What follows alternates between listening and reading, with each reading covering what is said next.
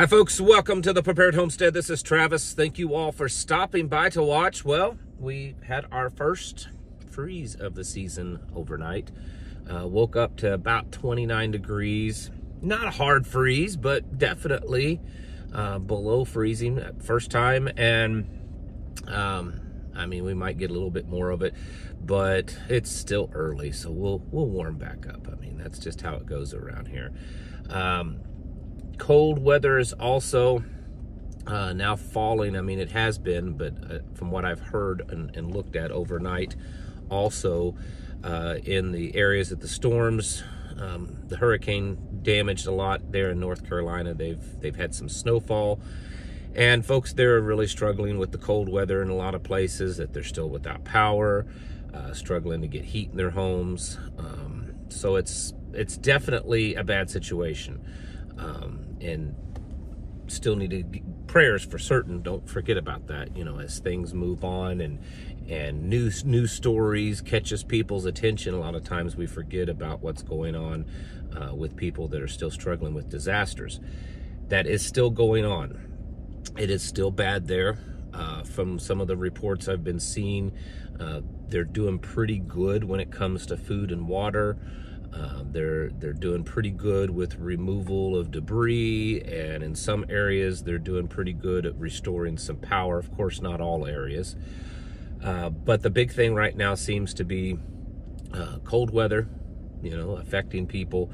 And then people are starting to get back into their homes and dealing with the damage, and there's mold and there's, you know, bacteria and things like that. So there's the strong possibility of just illnesses popping up.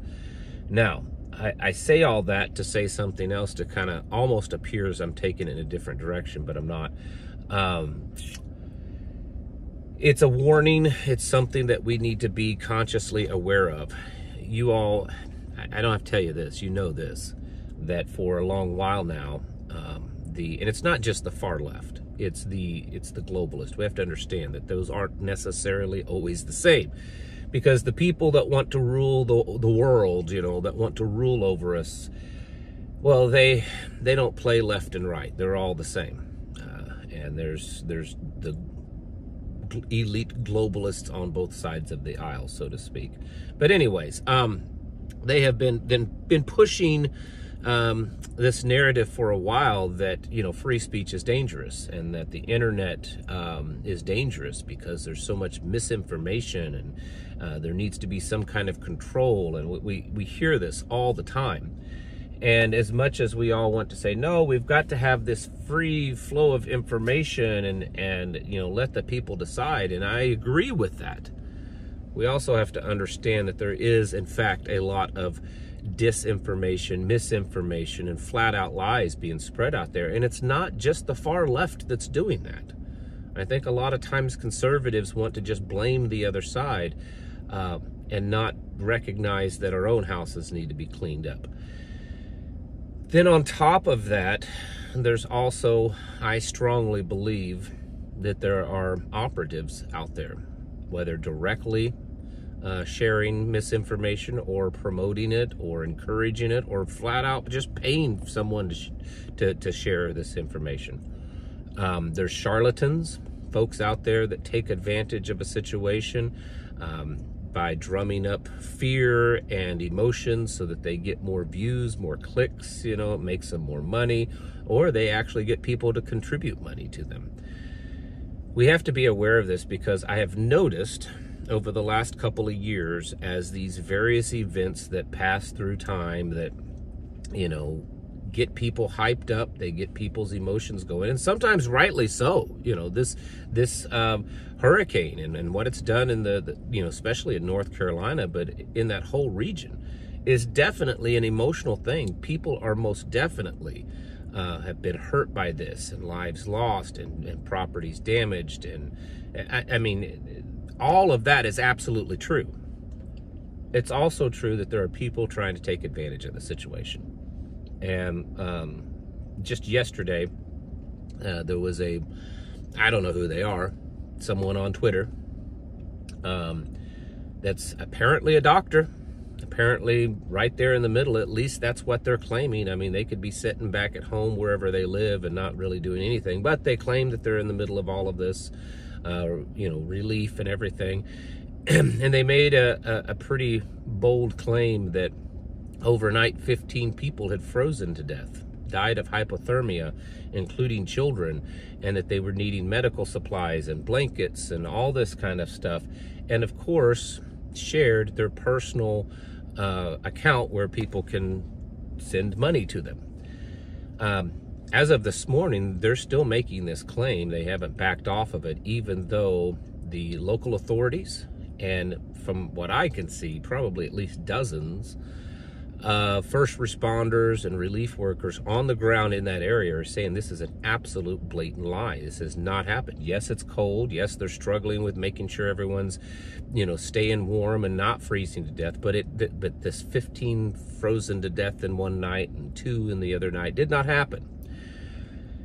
And I'm only pointing this particular situation out because this kind of stuff is getting spread around. I've seen it so many times where, you know, maybe it's Iran and Israel on the verge of blowing each other up, and then something gets shared and it gets spread and it becomes viral, and it's a flat out lie. This happens all the time, and I know you might say, well, that's just the internet. That's how social media goes. Sure. I guess you could say that is true. You know, we're still, honestly, as much as this technology has been around for a while, in the grand scheme of things, it's still really in its infancy. The problem is that it's not just that people are on there trying to take advantage of you. It's not just that people are trying to make money off of, you know, farming, you know, internet traffic and stuff so that they can, you know, get a bigger paycheck because they have more views. I mean, that's kind of how it is with Twitter. People that make money off of Twitter, that their accounts are monetized. Mine isn't. I don't do enough traffic there to get monetized, and I'm honestly not that interested in it. But the people that do, they get paid basically by simply having more people view their content. You know, as long as you're viewing the content, you're making more and more money. And so I understand there's that side of it. There's that side of you know, whether it's intentional or it just kind of happens over time, that you know, people become sucked in when money's involved. You know, wow, if I make it a little bit more dramatic, if the headline or the thumbnail or whatever is a little bit more sensational, then I'll make some more money. I mean, it's been that way in the news for decades. You know, fear and excitement and bad news sells, right? I mean, we all know that. It's been said that way for decades. But I think that there's something more nefarious also in play that we probably haven't seen as much in past history, because we've not had things like X or Twitter or whatever, or other social media platforms. I think that we are certainly seeing, I guess you could just say it, government operatives working along side by side, playing along in PSYOPs, spreading this, encouraging this, maybe being the start of this, and we have to be aware of that. This is happening, I think, for multiple reasons. Number one, it is to cause people to be afraid. It is to cause people to panic, but then it's also probably to cause people to become distrusting. You know, the more and more we see this, the more and more we find out that, well, this person I thought was legitimate and honest, completely lied, didn't backtrack anything, hasn't apologized, didn't say, oops, I made a big mistake. I shared information that was given to me that I thought was legitimate, but now that I found out that it's not, I retract this. None of that's going on.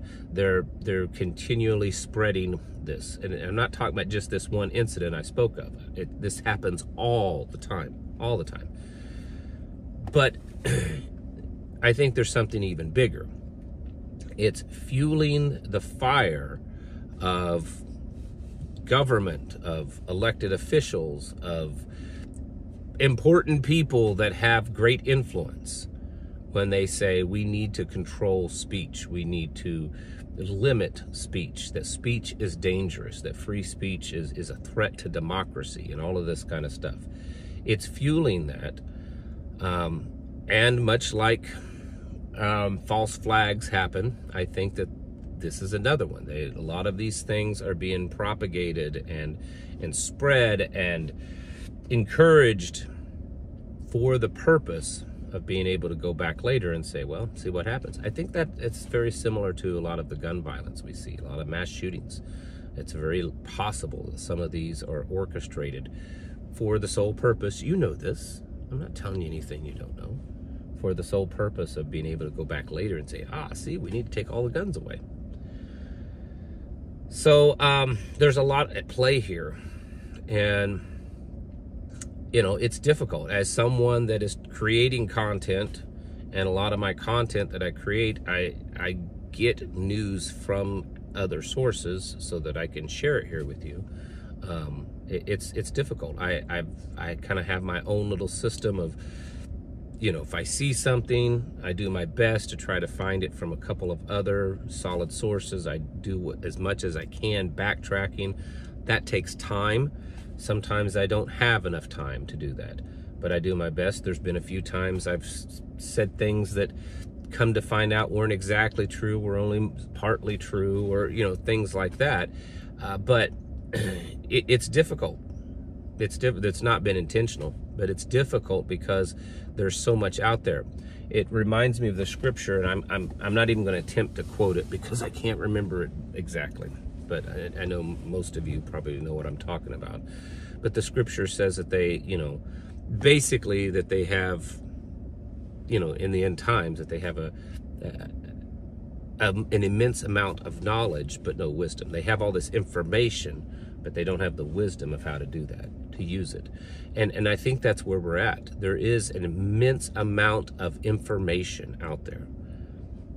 Maybe it's true information, maybe it's false information, maybe it's misleading, maybe it's purposefully misleading, whatever it is. But there's a lot of information out there, but there's less and less wisdom and discernment on what that is.